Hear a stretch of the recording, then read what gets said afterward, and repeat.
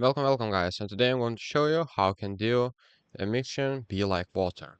So it is pretty simple. Let's get started. What you'll need to do is trick across the canal, grind distance, and to do flip throughs. So let's get started. Here you'll need to do a couple tricks above canal right here. As you can see, it can take a little bit time, so practice it. Right here you need some speed. I didn't get that speed right now, so let's get over it and get started. Okay.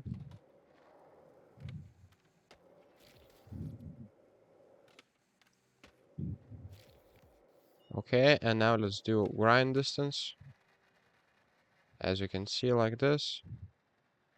Do another trick, and you will be able to do this grind. And now what you'll need to do is get some score, so do random tricks and get total score until 5,000.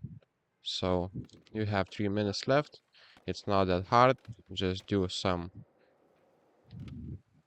tricks like this and you'll be all right. You can fall and etc.